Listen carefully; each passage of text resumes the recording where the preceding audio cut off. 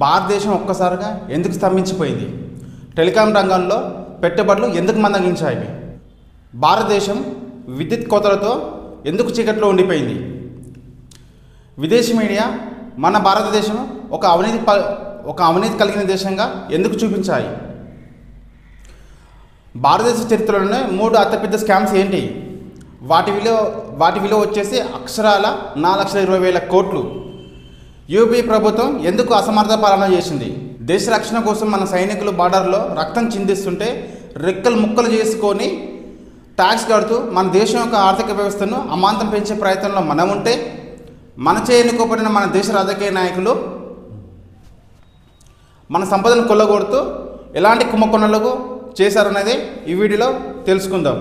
ఈ వీడియో పూర్తి వరకు చూస్తే ఈ వీడియో అనేది ప్రతి ఒక్కరు చూడాల్సిన వీడియో అన్నమాట. ఎందుకంటే ఈ సంపద మనది, మన అందరిది అనమాట. ఈ 4,20,000 కోట్లు ఎవరో కాదు, ప్రజా సొమ్ము, అంటే ప్రభుత్వాన్ని, అంటే మనమే, మన సొమ్ము కాబట్టి ఏం జరిగిందనేది మనం పూర్తి చివరి వరకు చూస్తే మీకు అర్థమైపోతుంది. ఈ వీడియో వచ్చేసి చాలా ఇంట్రెస్ట్గా ఉంటుంది, చాలా ట్విస్టులు కూడా ఉంటాయన్నమాట. వాస్తవానికి 2008, 2010, 2012లో 3 2G స్పెక్ట్రమ్ స్కామ్ అనేది 2008లో జరిగింది. అక్షరాల 1,76,000 కోట్ల కుంభకోణం జరిగినట్టు కాకంచనా వేసింది. 2010లో వచ్చేసి కామన్వెల్త్ గేమ్కి సంబంధించిన కుంభకోణం జరిగింది. అక్షరాల వచ్చేసి 70,000 కోట్ల కుంభకోణం జరిగింది. 2012లో వచ్చేసి కోల్కి సంబంధించిన, అంటే బొగ్గుకు సంబంధించిన కుంభకోణం జరిగింది. అక్షరాల 1,86,000 కోట్లు కుంభకోణం జరిగింది. వాస్తవానికి ఈ స్కామ్ జరిగిన ముందుకు భారతదేశం అనేది ఒక మైల్ స్టోన్ని దాటిందనమాట. అది ఏంటంటే బిలియన్స్లో ఉన్న మన యొక్క జీడిపి అనేది ట్రిలియన్స్గా కన్వర్ట్ అయిపోయిందనమాట. అంటే 2006, 2007లో వచ్చేసి $950 బిలియన్ ఉన్న మన యొక్క జీడిపి 1.2 ట్రిలియన్ కన్వర్ట్ అయిపోయిందనమాట. అంటే బిలియన్స్ నుండి ట్రిలియన్కి మారింది కాబట్టి ప్రపంచ దేశాల దృష్టి మొత్తం మన భారతదేశం మీద పడింది అనమాట.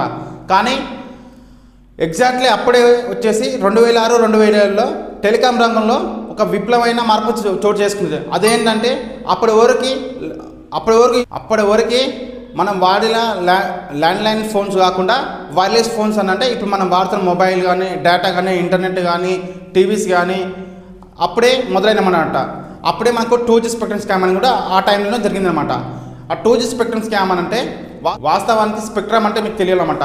స్పెక్ట్రమ్ అంటే ఏం లేదండి, వాస్తవానికి వాయు మార్గాన్ని, అంటే ఒక టవర్ నుంచి మన మొబైల్కి జరుగుతున్న ఫ్రీక్వెన్సీ, అంటే రేడియన్స్ ఆఫ్ ఫ్రీక్వెన్సీని వాయు మార్గం అన్నమాట.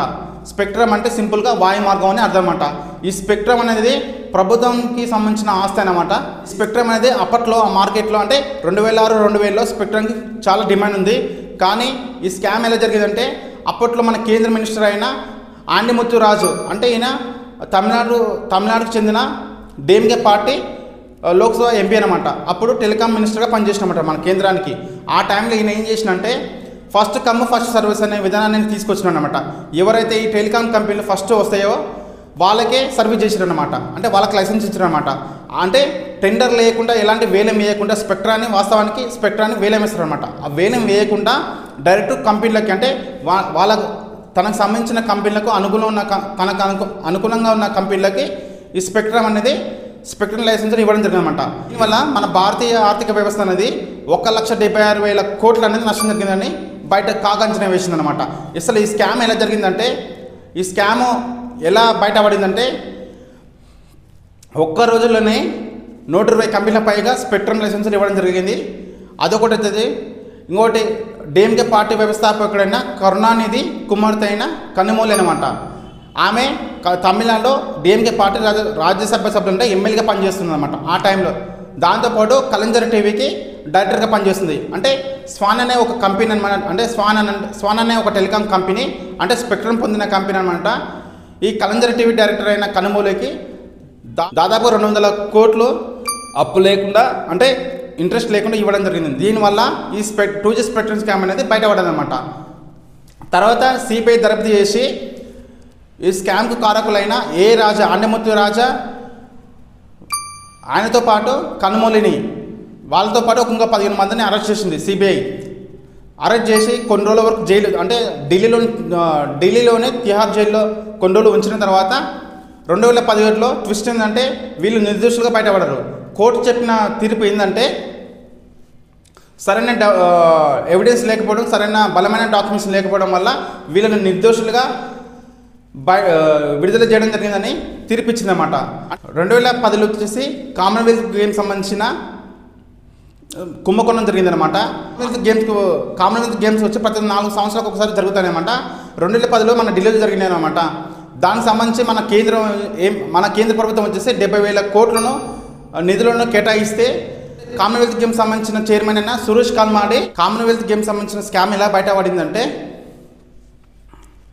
అనుకున్న టైంకి గ్రౌండ్ సిద్ధం చేయకపోవడము, క్రీడాకారులకు సంబంధించిన వసతి గృహాలను సిద్ధం చేయకపోవడము, ఇంకోటి వచ్చేసి ఈ టెండర్లు వేసిన ఏదైతే ప్రైవేట్ కంపెనీలు ఏం చేసినామంటే భారత ప్రభుత్వానికి ₹1 అయితే ₹10 బిల్ అయినట్టు చూపించి స్కామ్ చేసినమాట. దీనివల్ల మనకు 10,000 కోట్లు దుర్వినియోగం అయినట్టు కాగా అంచనా వేసిందనమాట. తర్వాత దీన్ని సిబిఐ కేసు ఫైల్ చేసి సురేష్ కల్మాడిని అరెస్ట్ చేయడం జరిగిందన్నమాట. తర్వాత అప్పటి నుంచి ఇప్పటివరకు ఆ కేసు ఇంకా కొనసాగుతూనే ఉంది. ఈ కేసు వచ్చి ప్రజెంట్ సుప్రీంకోర్టులో నడుస్తుంది. 2012లో వచ్చేసి మన భారతదేశ చరిత్రలో అతిపెద్ద స్కామ్ జరిగిందన్నమాట. దీనికి ముఖ్య కారకులు వచ్చేసి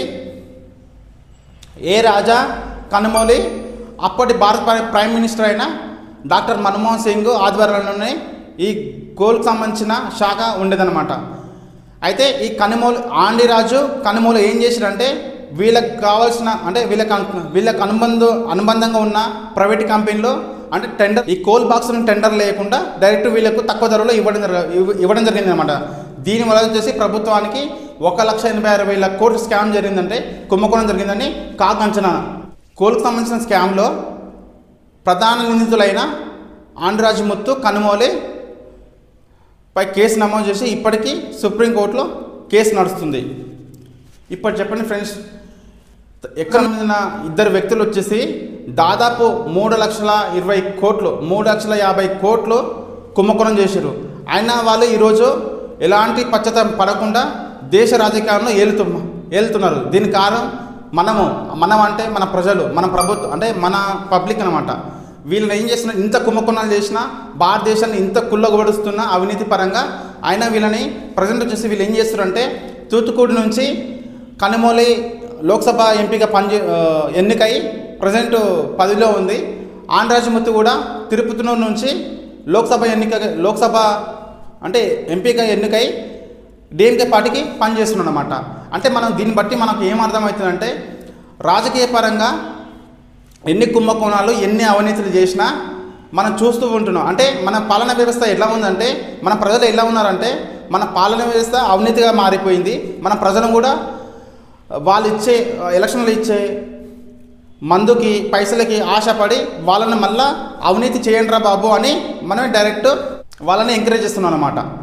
ఈ స్కామ్స్ వల్ల భారతదేశం యొక్క రూపాయి చాలా క్షీణించిపోయింది. తర్వాత వచ్చేసి ఎన్నో ప్రాజెక్టులు ఆగిపోయాయి.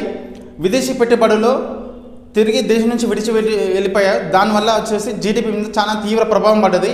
ఎంత ప్రభావం అంటే 2007, 2008 వచ్చేసి మన భారతదేశం జీడిపి వృద్ధి రేటు వచ్చి 9.3% నుంచి 2014 నుండి 2013 నుంచి 2014 వచ్చే వరకు మన భారతదేశం జీడిపి వచ్చేసి 5.5%గా క్షీణించిందన్నమాట వృద్ధి రేటు.